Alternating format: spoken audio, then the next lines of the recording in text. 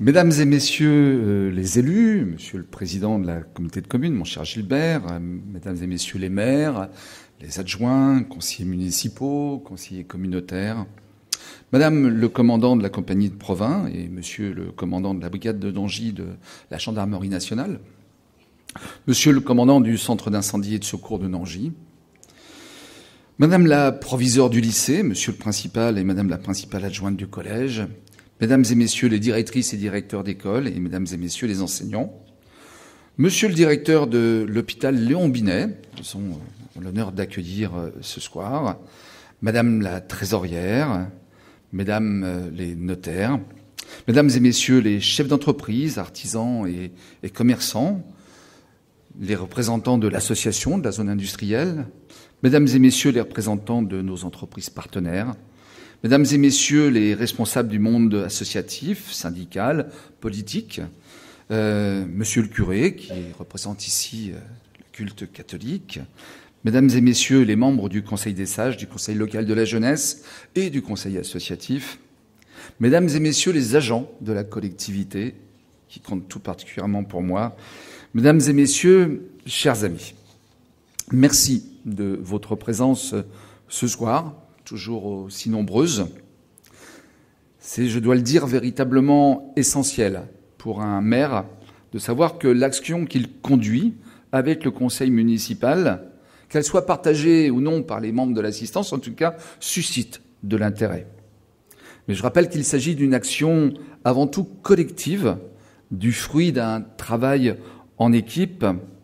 Et cette équipe, si vous me le permettez, ça va prendre un tout petit peu de temps, je vais de nouveau vous la présenter puisqu'il y a eu en son sein quelques changements. Donc je vais inviter les élus qui sont dans la salle à bien vouloir me rejoindre ici quelques instants. Je sais qu'ils n'aiment pas trop rester sur le plateau, puis surtout à ne rien faire. Mais je vous invite, non, montez. Voilà, on ne va pas le faire trop protocolairement, que ce soit les élus de la majorité comme les élus de l'opposition, parce que tous sont nécessaires au bon fonctionnement de cette collectivité. Je vais vous rappeler leurs noms et leurs fonctions.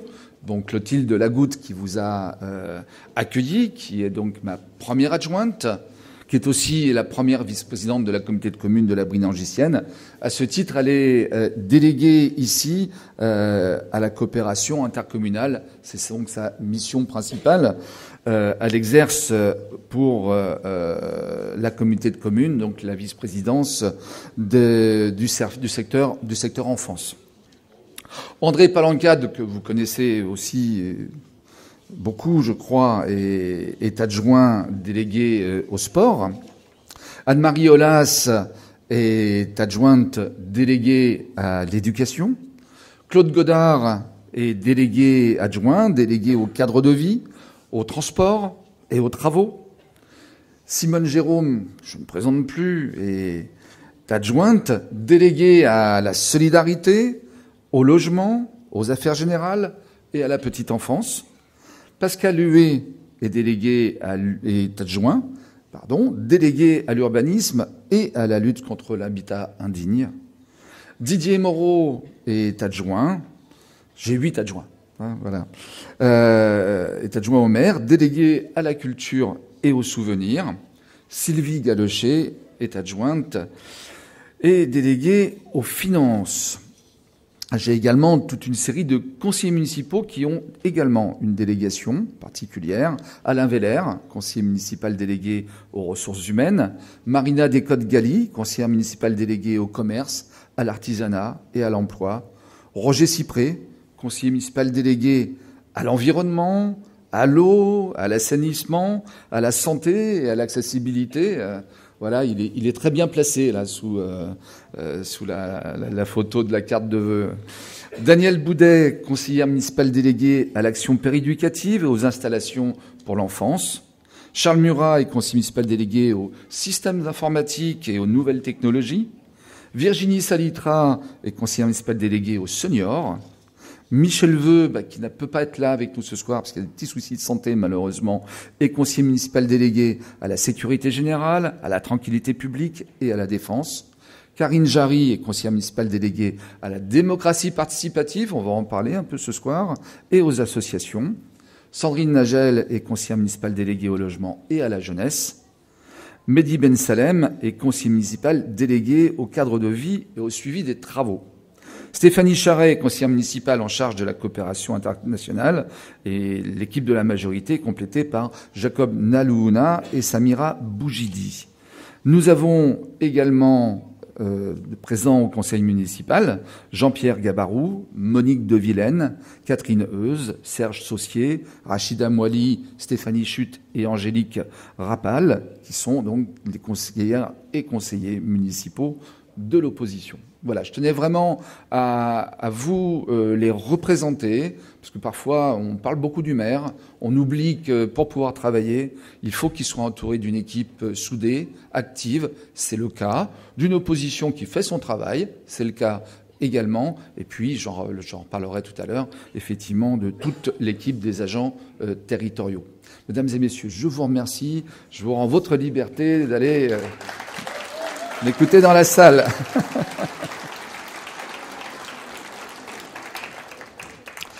C'est un début d'année très particulier pour notre pays. Un mouvement social s'y est développé il y a maintenant 10 semaines, sous une forme totalement nouvelle, rassemblant des citoyens peu habitués à se mobiliser, avec une organisation de terrain se coordonnant grâce aux réseaux sociaux. Ce mouvement a réussi à rester très actif, malgré ce que l'on appelle la trêve des confiseurs, le froid, la violence, les tribunaux, les tentatives de récupération de toutes sortes et même les petites promesses. Les revendications exprimées sont diverses, mais c'est en grande partie pour obtenir davantage de justice sociale dans notre pays que le mouvement des Gilets jaunes s'est développé, et c'est pourquoi je le soutiens totalement. Ce n'est pas un mouvement violent, mais un mouvement déterminé. C'est pourquoi il ne doit pas tomber dans le piège de la violence dans lequel certains de ses membres ou bien des acteurs extérieurs essaient de l'entraîner. Pour faire bouger les choses, il faut continuer de rassembler. Or, la violence divise, la violence fait des victimes. Or, si le gouvernement a été contraint à un certain nombre de gestes, pour le moment, rien n'est encore gagné sur l'essentiel. La justice sociale avec une nécessaire augmentation des salaires, la justice fiscale avec une imposition réellement progressive sont absentes, des questions auxquelles le président de la République et le gouvernement se disent prêts à répondre. Pour gagner, le mouvement doit donc se renforcer, rassembler bien au-delà de ses actuels participants. Pour cela, il faut se rencontrer, il faut se parler, il faut déterminer ce que le peuple de notre pays souhaite vraiment faire changer. Le prétendu grand débat national que veut organiser le président de la République pourrait en créer les conditions.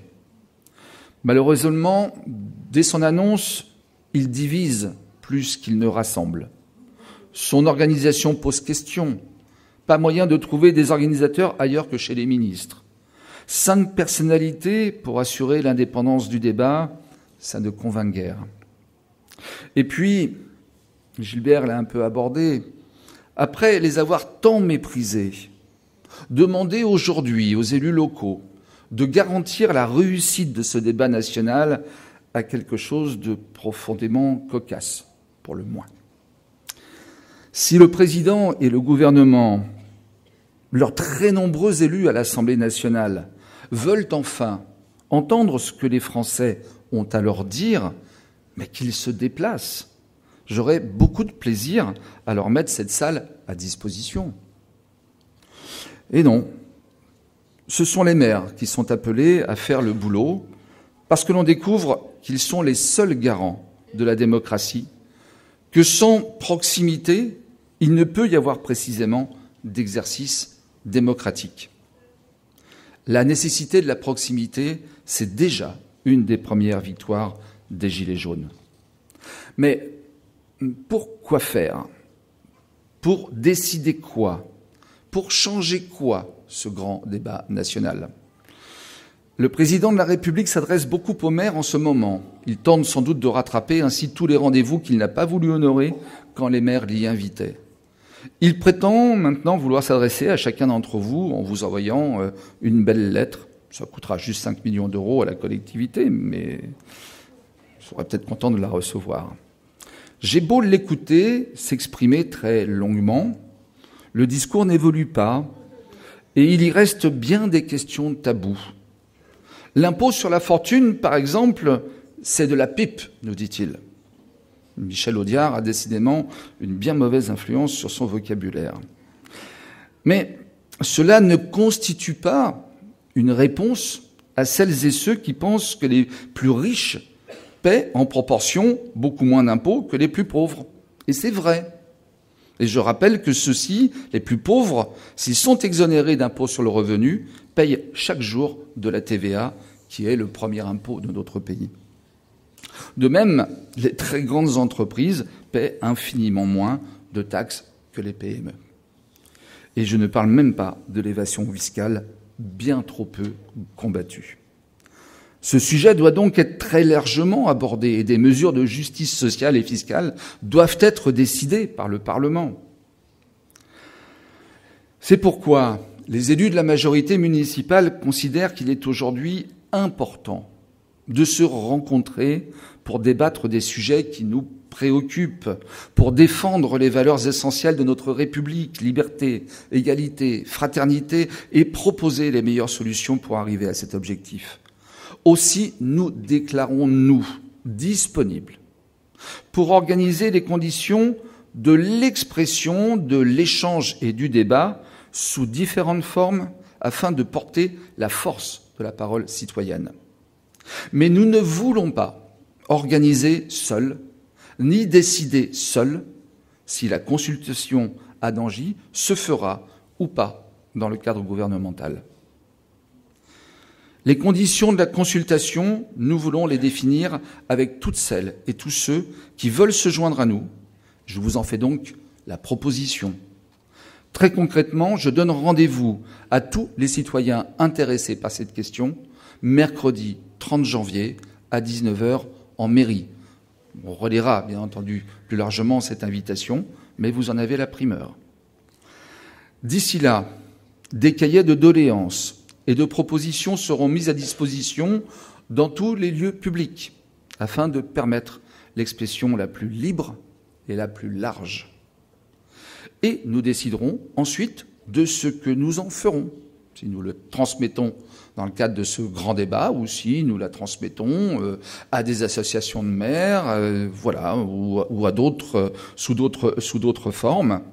Le débat, il doit y avoir. Le débat n'est pas forcément à être corseté dans quelque chose que nous n'avons pas décidé. Je crois effectivement profondément qu'il est urgent de redonner confiance dans la force de l'action collective. Face à l'individualisme croissant, au repli sur soi, à l'opposition qui se crée entre les Français qui se croient de souche, ceux qui sont arrivés plus tard et les migrants d'aujourd'hui, à la violence et la haine qui en découlent, nous avons besoin de nous conforter. Face à la surdité et l'aveuglement des gouvernants d'aujourd'hui comme ceux d'hier, nous avons besoin de nous unir. Face au discrédit qui pèse sur nos institutions, nous avons besoin de réfléchir et décider ensemble de nouvelles formes de gouvernance plus proches des gens. Monsieur le Président de la République propose de supprimer le Sénat, mais avons-nous vraiment besoin d'un Président de la République aujourd'hui ? Face à la déconsidération qui pèse sur les partis politiques, et parfois même sur les organisations syndicales, qui sont pourtant indispensables au fonctionnement de la démocratie, il faut redonner un nouveau sens à leur action.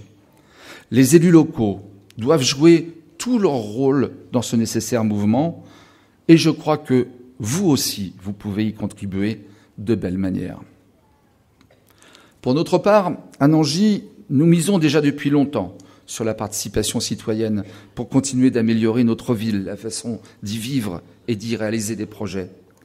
Nous avons rappelé en novembre dernier, dans un album de 40 pages, les 40 années qui nous précèdent et qui ont tant contribué à la transformation de notre cité. C'est l'aboutissement de l'action conjuguée des élus, sous l'impulsion notamment de Claude Pasquier, avec celle des agents municipaux, des autres agents des services publics, des acteurs économiques, associatifs et des habitants. Et notre orientation est de poursuivre dans cette voie en travaillant, toujours en concertation, à de grands projets comme le quartier de la Grande Plaine, j'y reviendrai, ou la rénovation du quartier de la Mare-aux-Curés. Ce sont également des projets plus modestes, mais tout aussi importants, comme l'embellissement de notre parc ou la création d'espaces de convivialité, conduits conjointement par le Conseil des sages et le Conseil local de la jeunesse. Ce sont des projets portés par nos partenaires, le parc Relais de la Gare, un nouveau cabinet médical pluridisciplinaire, Gilbert vous en a parlé, Nangis-Actipol avec des centaines d'emplois, un gymnase intercommunal, pour ne citer que. Cela a été cette année la requalification de l'avenue Foch, très farouchement contestée, souvenez-vous-en, par nos opposants au début, mais ô combien saluée par la population aujourd'hui. C'est la construction de la restauration d'une salle polyvalente en ce moment à l'école des Rossignols, la requalification du City-Stade, de nouveaux jeux dans le parc et bien d'autres choses encore. C'est aussi le plan de circulation et les modifications importantes qui y sont apportées. Tout cela a vu le jour en concertation la plus large, passant par de la communication, par l'ouverture d'un site Internet dédié aux observations et propositions, des réunions publiques et des ateliers permettant d'approfondir encore les sujets proposés. Ces temps et moyens de concertation ont permis de faire évoluer les projets très favorablement ou même d'y faire y renoncer.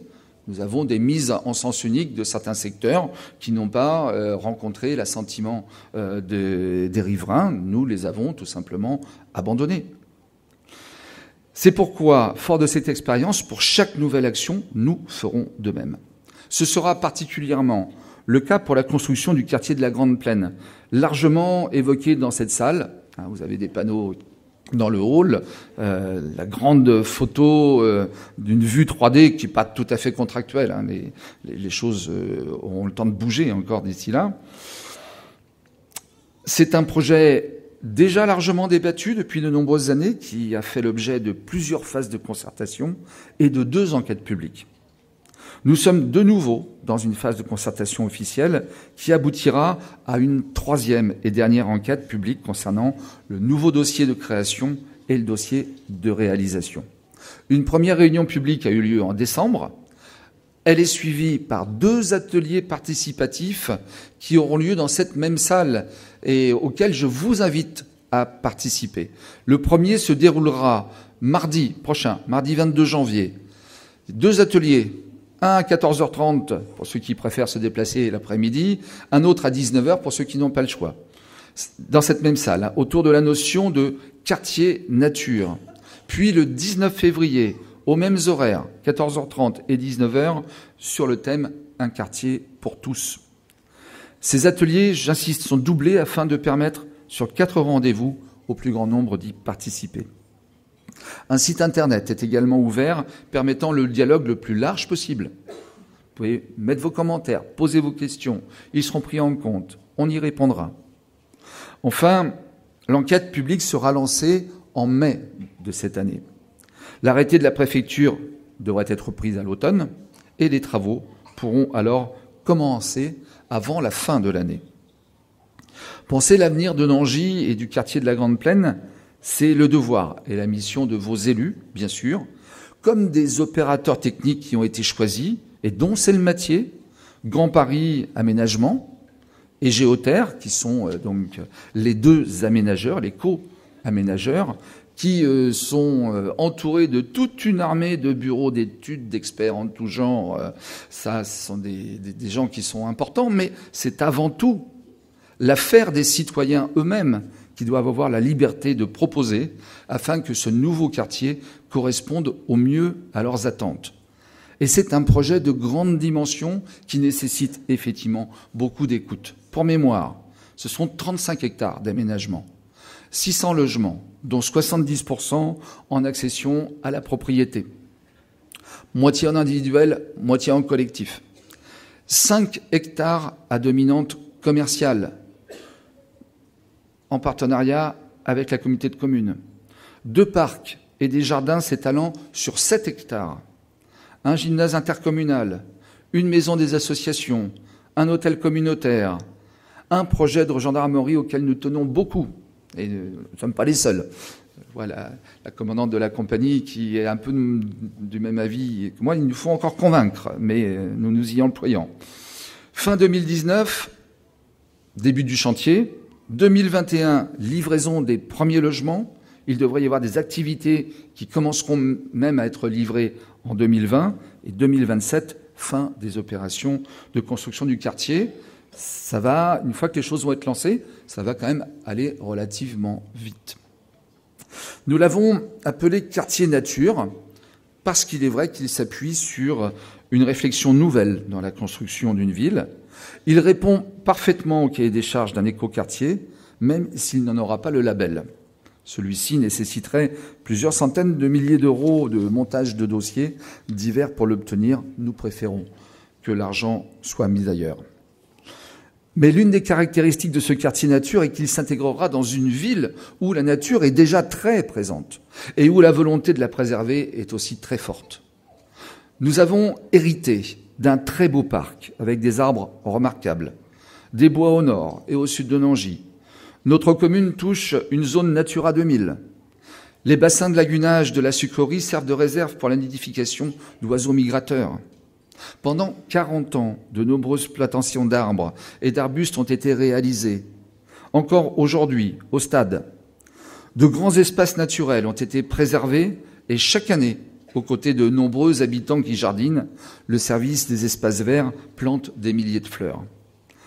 Cette année encore, nous avons renforcé notre combat pour la préservation de la biodiversité. Après l'obtention du label national Terre saine et départemental Zéro Phyto, nous avons continué en mettant en place des secteurs en fauchage tardif. Cet automne, ce sont des prairies fleuries qui ont été semées. Et je vous donne donc rendez-vous au printemps pour en constater les effets. Ce combat rejoint celui de la fameuse bataille de l'eau, commencée par Claude Basquier, pour pouvoir conserver nos captages d'eau potable et en maîtriser leur avenir. Cette bataille a abouti à ce que les Nangissiens et les habitants de Châteaublot, Lacroix-en-Brie, Meigneux et Rampillon puissent consommer de l'eau parfaitement potable à un coût maîtrisé. Et nous poursuivons aujourd'hui ce combat pour mieux protéger nos captages des dégâts de l'activité humaine. Nous le faisons avec l'appui de l'Agence de l'eau et la grande compétence de l'association Aquibri que je souhaite remercier ici. Comme je souhaite remercier les agriculteurs et les industriels qui coopèrent très bien avec nous à cette action afin de trouver les solutions les mieux appropriées pour éviter de polluer davantage la nappe phréatique. Je remercie également Pascal Huet et le CITEP pour l'organisation des nombreuses classes d'eau qui permettent aux enfants d'être sensibilisés à l'importance de ce patrimoine naturel que nous avons en commun et qu'il ne faut pas gaspiller. Nous conduisons également ces actions de sensibilisation pour que nous cessions de jeter nos déchets sur la voie publique. Nous renouvelons ainsi l'après-midi de mobilisation citoyenne avec le Lions Club et d'autres associations le 23 mars prochain. Enfin, nous avons inauguré cette année les premiers éclairages solaires sur la voie publique. Après une phase d'observation, et si bien sûr elle est concluante, nous pourrons procéder ainsi à l'éclairage de chemins piétons qui en sont aujourd'hui dépourvus. Voilà, pour toutes ces raisons, nous nous sommes permis de nous décerner nous-mêmes le label Ville Nature à Nangy. Voilà, c'est plus simple et ça coûte moins cher. Et pour célébrer cela, se tiendra le 18 mai, juste après le carnaval et juste avant les Ludofolies, la première édition de Nature en Fête qui se tiendra dans la cour Émile Zola. Nangy Ville Nature en 2019, bien sûr, mais ce sera aussi Nangy Ville en travaux. Et ça risque d'être moins drôle. Alors, il y a déjà des travaux en cours que vous ne voyez pas forcément beaucoup. On voit des grues, mais il n'y a pas des grues partout. On voit les grues donc, pour les travaux des pâtures du Gué, qui sont réalisés actuellement par Cogedim, qui permettront à Nangis d'avoir de nouveaux logements dans un très beau cadre, répartis à la fois en accession à la propriété, en logement locatif intermédiaire et en logement locatif social. Et en plus, Gilbert vous en a parlé, avec un cabinet médical pluridisciplinaire réalisé par la communauté de communes afin de permettre l'installation ou la réinstallation de professionnels de santé à Nangis. Notre secteur en a véritablement besoin. Ces travaux se poursuivront par l'enfouissement des réseaux et de l'éclairage public chemin de la gare et sur une partie de la rue de la Bertoche et la réalisation d'une voirie digne de ce nom, enfin, chemin de la gare, puisque les riverains l'attendent depuis vraiment très longtemps. La restauration scolaire des Rossignols, avec une salle d'activité ouverte sur le quartier de la Marecurée, est en construction et sera livrée à la rentrée de septembre. Et nous espérons pouvoir bénéficier cette fois des subventions promises par l'État. C'est un peu comme pour la communauté de communes. On nous en avait promis en 2018, on nous les promet maintenant en 2019. Nous verrons bien. En février, démarrera la construction. Alors c'est bientôt, le 11 février normalement. La construction du parc relais de 500 places de stationnement à la gare. Nous allons être soumis à rude épreuve pendant 14 mois, puisque durant les travaux, 200 places de stationnement seront neutralisées. Mais à l'ouverture du parc en avril-mai 2020, ce sera un grand soulagement pour le stationnement dans notre ville. Alors pour nous y préparer, nous continuons de communiquer auprès des voyageurs en disant aux voyageurs qui ne sont pas de Nangis, qui pourraient éventuellement prendre le train ailleurs, à Longueville, à Mormant. Mormant achève donc la construction de son parc relais, ou peut-être sur d'autres lignes ferroviaires, pendant 14 mois, peut-être de le faire, ou bien de pratiquer le covoiturage. Pour les Nangisiens, s'ils peuvent venir à pied, c'est bien. Avec la communauté de communes, nous avons travaillé à une refonte des trajets de Nangibus, mais malheureusement, elle ne sera pas effective tout de suite. Île-de-France Mobilité n'ayant pas encore statué sur notre proposition, devrait le faire peut-être au mois d'avril, mais ça aboutirait à ce qu'il y ait effectivement un Nangibus qui arrive avant le départ de chaque train. Voilà. Et un Nangibus le soir qui parte après l'arrivée de chaque train. Donc, ce qui pourrait peut-être convaincre un certain nombre d'entre nous à ne plus prendre la voiture pour aller à la gare de Nangis, mais plutôt à prendre les transports en commun. Et puis, les économies qui seront réalisées, puisque le Nangibus ne tournera plus dans ces cas-là pendant la journée, eh bien, seront mises à profit pour mettre en place des navettes entre certains villages de la communauté de communes et la gare de Nangis. En juillet-août, ce seront les travaux d'électrification de la ligne ferroviaire qui seront alors très perceptibles à Nangis, puisque pendant cette période-là, le trafic ferroviaire s'arrêtera dans notre gare. Donc en fait, on partira de la gare de l'Est et on s'arrêtera à Nangis, qui deviendra donc une gare terminus. Il nous faudra donc gérer au mieux l'importante circulation des bus qui viendront prendre le relais. Mais là aussi, ne nous plaignons pas. L'électrification va apporter une véritable amélioration en capacité de voyageurs et en régularité de la desserte. Et c'est l'aboutissement de plus de 30 ans d'action des élus et de la population des communes situées sur la ligne Paris 3. Comme je l'ai déjà indiqué, l'automne verra commencer donc les travaux d'urbanisation de la Grande Plaine. Ceux que vous voyez en ce moment sont ceux de l'archéologie préventive. Qui sait, nous allons peut-être découvrir encore de vrais trésors. La dernière fois, nous avions eu des fouilles archéologiques. Nous avions réussi à avoir des petits tessons de terre cuite et puis une demi-meule de cette taille-là. Voilà. Bon, ça avait quand même coûté plus de 200 000 € à la collectivité, mais c'est comme ça. L'archéologie préventive est une nécessité quand on découvre effectivement des vestiges intéressants. Et si nous obtenons les subventions demandées auprès de l'État et de la région, nous compléterons notre dispositif de vidéosurveillance, notamment rue du Général Leclerc. 2019 verra également d'autres plus petits travaux, ceux d'entretien de la voirie, de peinture routière, notamment aux abords des écoles, d'éclairage de sécurité pour 5 passages piétons, de poursuite du renforcement de l'éclairage urbain, ainsi qu'une réfection provisoire du parking de l'église, en attendant que nous ayons les moyens de financer, de faire quelque chose de conséquent à bord de ces édifices du patrimoine que sont l'église et le château. Et d'autres travaux se prépareront en 2019. Ainsi, l'architecte chargé de l'agrandissement du lycée Henri Becquerel sera désigné en juin à l'issue d'un concours organisé par la région. 4 architectes sont en lice, 2 Français, un Allemand et un Néerlandais. J'en profite, puisque je parle du lycée Henri Becquerel, pour féliciter les enseignants et la direction de cet établissement pour leur excellente place dans le classement publié aujourd'hui dans Le Parisien. Ce quotidien, à partir de données communiquées par l'Éducation nationale, a classé les lycées sénémarnais selon la progression du taux de réussite au bac sur les 5 dernières années. Eh bien, le lycée Henri Becquerel est sur le podium, à la seconde place, et vraiment, toutes mes plus sincères félicitations.